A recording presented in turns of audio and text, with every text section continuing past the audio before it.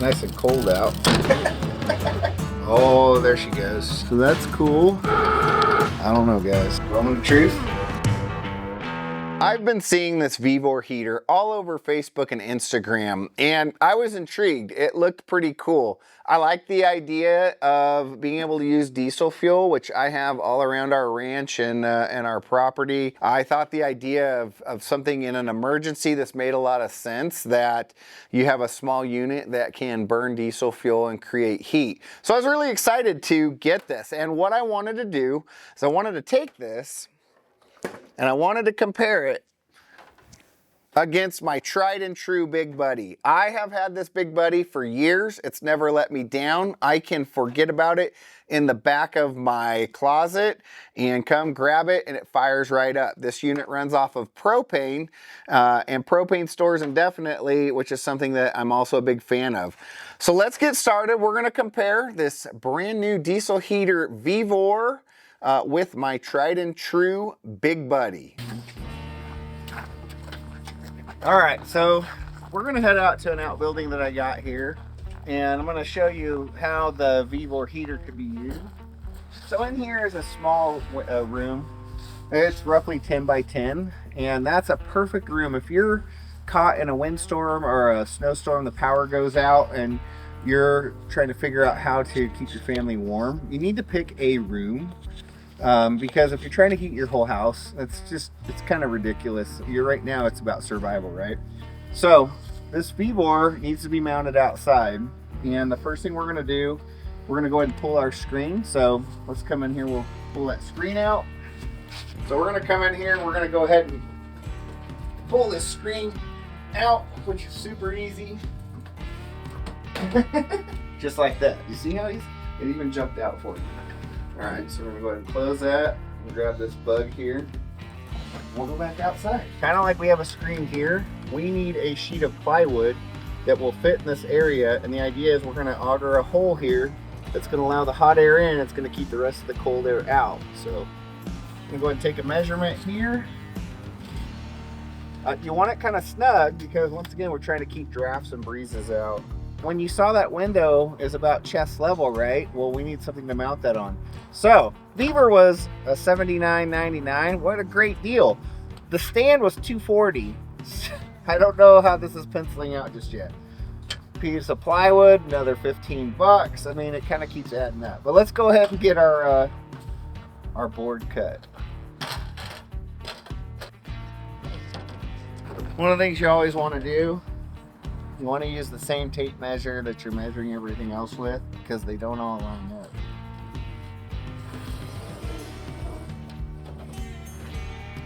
Looks good enough for government work.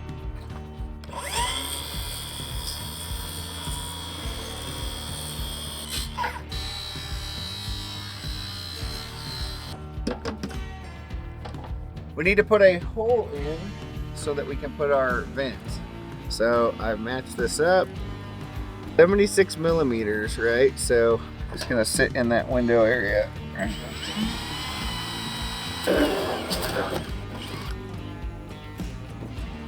Fit it here.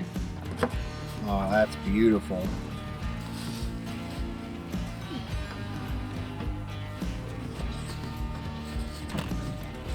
Okay, I like this. We just gotta kind of like a little, I think. Ooh. I kind of started out telling you guys how I wasn't a real fan of how Vevor structured that. Has the exhaust and the intake coming out the bottom, but the legs aren't tall enough to support that. So as I was trying to figure out how we would make this work, I came up with this solution.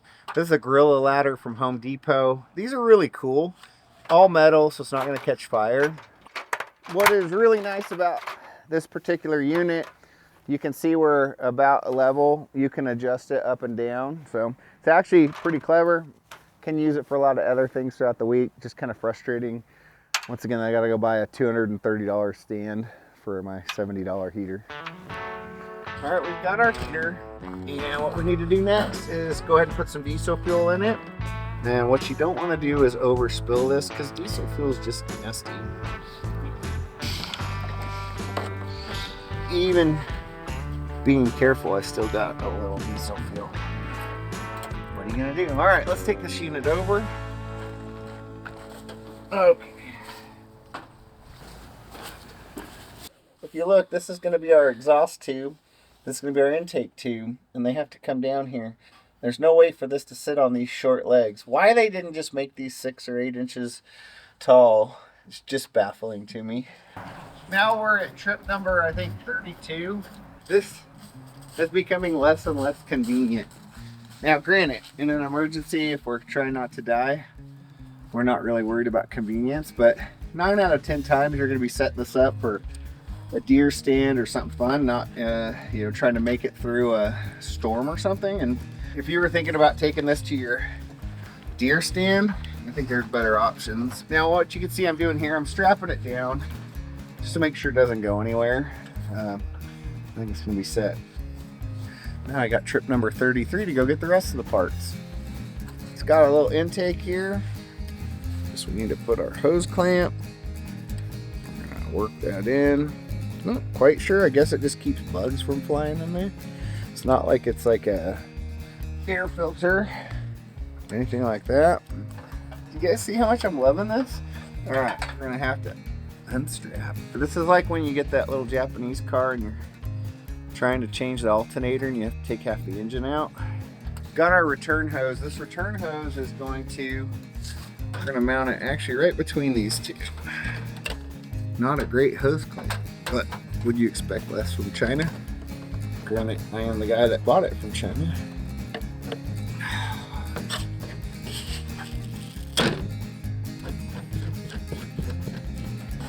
So now we're gonna connect the battery. Once again, real convenient. I've got that. I have a ladder because I have to have the ladder to stand it off the ground. Now you gotta have a 12-volt battery. This is looking less and less like a really ideal survival tool. Is there a place for it? Maybe.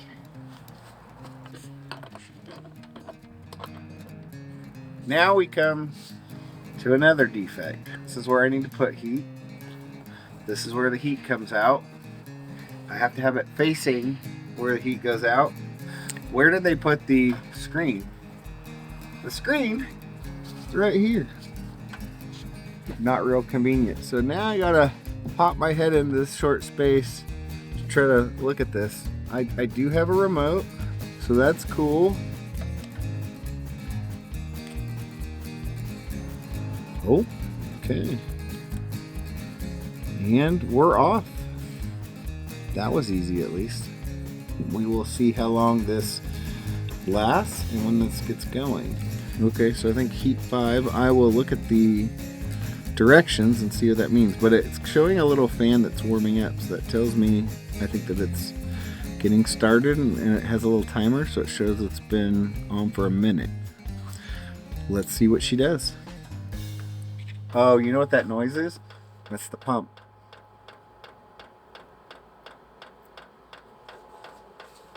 It's pumping the diesel fuel into the...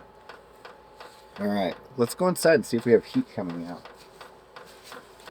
Moment of truth. Right now we're pumping freezing cold air in here. Just a thought, but maybe we should wait for the fan to kick on and push air in here until it's warmed up. I don't know. Once again, I'm sure there's probably some engineering reason they have to wait on that, but if I was already cold and we were pumping cold air in, I would not be too happy.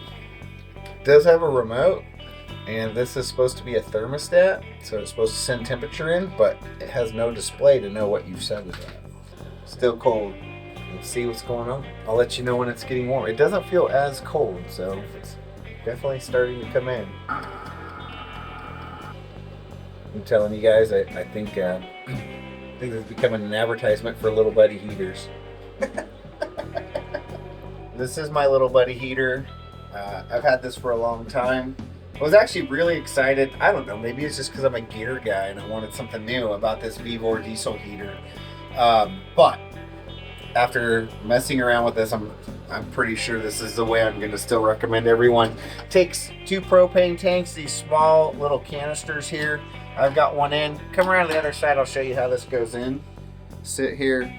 And this is all we need, guys. We don't have batteries, we don't have stands, I don't have diesel fuel.